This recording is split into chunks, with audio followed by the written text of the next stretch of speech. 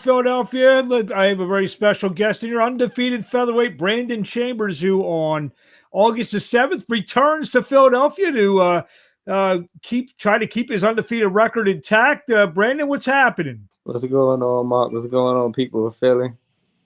So you mentioned Philly. You'll be back here on August 7th. Who are you fighting on August 7th? Do we have an opponent yet? And I'm excited. Yes, I believe another featherweight named Donald Stewart. Okay. What do Yeah. you know? What do you know about him? Um, that he gotta go. You got to go. He gotta That's go. it. That's it. You just know that you just know that he's got to get out of there. So, like we said, this is your second trek back to Philadelphia. You fought there in April. Tell Yeah. us about that experience. Oh man, like that was like one of the greatest venues, and to also fight on like Flow Sports pay-per-view, like that was just great. And the love I got from like Philly, it was like none other. But I did have a lot of fans from Maryland and Baltimore up, so that was actually pretty cool. Like a lot of people from Philly said they never seen as many people come up to see a fighter, so that made me feel real good.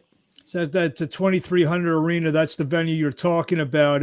So if you don't mind me asking, why do you think, obviously Maryland, we do, when you do the local shows, when you're fighting in Maryland, your people were 15, 20 minutes away, probably from the venue. Why do you think, and how does it feel? Do you have people travel a couple hours to come see you fight? Man, that felt so good. Like just to see my fan base and see that like my family, friends, and people that just start hearing about me actually believe in me, and they like traveled that far to see me fight. Like that felt very good. Did that inspire you to in your performance on back in April? Absolutely. Like anytime I see my friends, family, and fans, it just makes me want to fight that much harder for them and just continue to like win because I ain't just doing it for me. I'm doing it for everyone who believes in me. How important was it for you to get a knockout on back in April? It wasn't that important. I was just gonna go in there, box, and use what I had. But to get the knockout, that was just an added bonus, and it just made the crowd hype. So I was Mm-hmm. very excited about it. Yeah, I'm just looking up Donald Stewart now out of St. Charles, Missouri, 2-4, two knockouts. So you really I mean, you can see he's fought on some, kind of off the beat shows. So you haven't been able to see any film on him. Right. Yeah. Do you usually, are you able usually able to see a glimpse or two of your opponents before you get in the ring? Sometimes I do like to do my homework, but then like I mean, I'm fighting a 4 rounder still, so like kind of think about it being like the amateurs. Like sometimes when like you go to the amateur fights, you never know who you're going. Mm-hmm. So I'm just gonna believe in what I got and just take it from there. Do you prefer? I mean, sometimes I know fighters. Sometimes they don't want to see their opponent because they say they're fighting another person. So whatever they do with another person may not pertain to what they would do with you in the ring. So Yeah, yeah, true. But I still sometimes like to see what the guy he has, because like what he had on one fight, he might not show up to that fight with me. Like he might show up like 10 times better. Like you never know, but it's always good to just catch a quick glimpse at him. I see in the background. Looks like you got a framed. Is that a Daniel Cork framed photo? Oh yes, I can see the little blue thing in the corner. Okay, there you go. So we got the wall of Brandon behind you. absolutely. It's a nice little shrine for yourself, I guess. Yeah, this is. Um, you've had just 5 fights so far in your career. Are you surprised that a not only the success being 4-0-1, but also, like you said, have a real good fan base so far early in your career. Yeah, like it's surreal. Like I'm very surprised because like it kind of wasn't supposed to go this far. I just wanted to fight one professional fight and be done. But like when like I watched film and seeing how good I did that first fight, I said, man, you know what? Let me try another one. Then after that, it just took off because So I got a knockout. I said, nah, man, I keep going. so is this something you're going to be doing until until maybe the bug gets out of you a little bit? I mean, you see, you're 35 now. You don't look 35, but you're 35 now. You're 35 now. Is this something you can see doing to 40 or even past 40? Maybe to about 40. Yeah, like I'm actually pretty good at it. Like I think I got a good run at probably capturing a title at 126 or 122 pounds. So, and based on that, like I said, not to harp on your age, you feel you have to be moved a little bit quicker than most guys so young Yeah. in their career? Yes, but like a lot of people say, "Oh, you're old," but I really don't feel old. And like a lot of the young guys, I always outwork them in the gym and everything. Like you're only as old as you feel. That's how I feel in my opinion, because I Mhm. like I'm about 21 years old. Yeah, I mean, you didn't, you haven't taken the punishment and all that stuff that a normal guy that you're a normal boxer, maybe you started the pro at 22 or 23 has, Right, taken, they'd have 30, 35, 40 fights by now. right. So, yeah. So, when you came to Philly, were you able to get a cheesesteak? No, like after the fight because we got out so late and things were like closed early. Um, I wasn't able to get a cheesesteak from any of the places I wanted to. I did get one from a place that's open like 24 hours. I think it had like a Midwestern name, like Oregon or Nebraska Steaks or something. Well, Oregon Steaks is right Yeah, by there, but Oregon. the but the thing is, Pat's and Geno's is 24/7. That those are the two famous ones. That's 24. What's that? I didn't know that. See, it's why. I mean, you've known me a long time now, Yeah.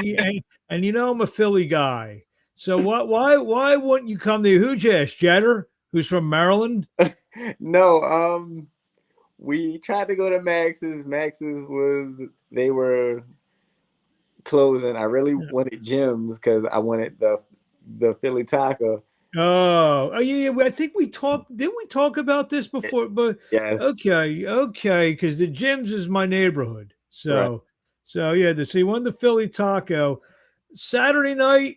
Let's see here. I mean, if you get out of there about 10 o'clock, you should be 10, 11. Well, actually, 10, 11 o'clock, you should be fine with gyms. I think they're open until about 1 or 2. Yes, like I hope things are open a lot longer now because Well, I was crushed. Like I really wanted a Philly cheesesteak. well, tell Jeter to put you on in the first couple fights so you can get your food. He ain't gonna do that. You got that. We had, You got that kind of pull with him. man, we had that discussion. He said, "No."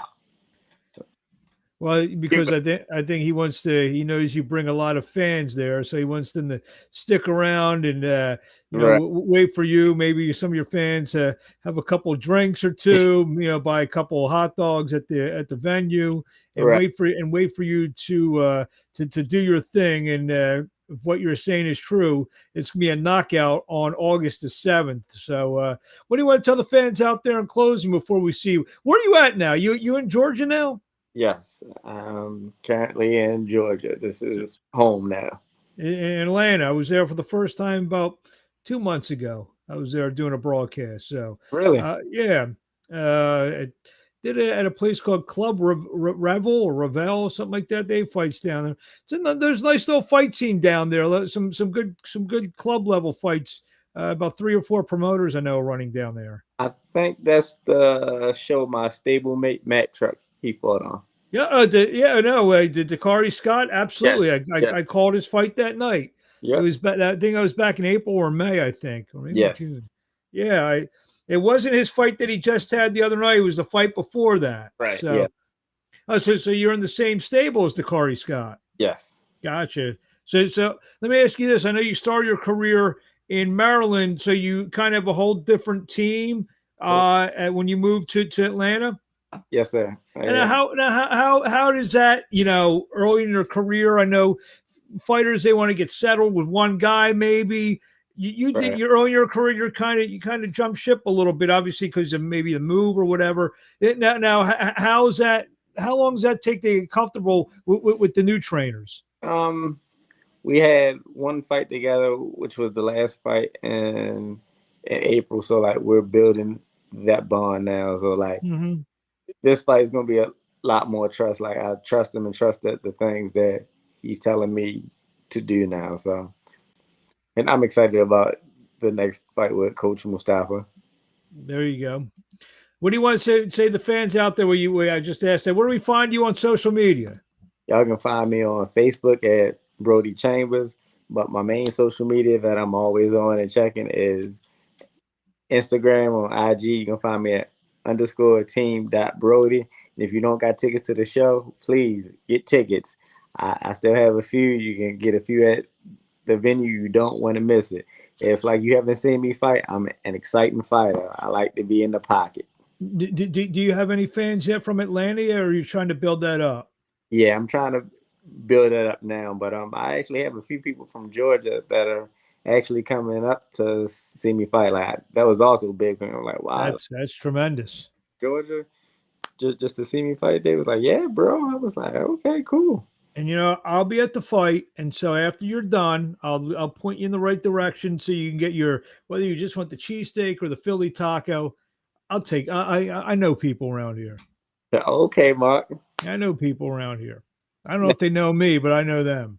Now I keep hearing too, like the Philly tacos are all right, but if I want pizza, I need to go to Santucci's or something. They said they Santucci's is good. I mean, I'm not gonna give anyone any free, but that's a good pizza. I don't know how late they're open though. They oh, they have the square tomato pie. That's and they that, actually have the cheese under under the sauce. oh Good stuff. It's good stuff. yeah, So like I said, if you're here for a few days after your fight, then I can give you a Philly food tour. oh yeah, please. So but you're probably flying back the next morning, aren't you? Yeah. There you go. Well, I'll make sure you get that cheesesteak, that Philly taco, or whatever. Just for those out there, the Philly taco is a cheesesteak that's wrapped in a slice of pizza from a place called Lorenzo's, and the slice is absolutely humongous. Many have tried, some have failed, and you don't want to see what happens when they fail. You just don't want to be near them. Brandon Chambers, thank you for a few minutes of your time. We Yes, will sir. see you on Saturday night, August the 7th, live at the 2300 Arena in South Philadelphia. We'll see you then, and thank you very much. Yes, sir. Thanks, Thank Mark. you. Thank you.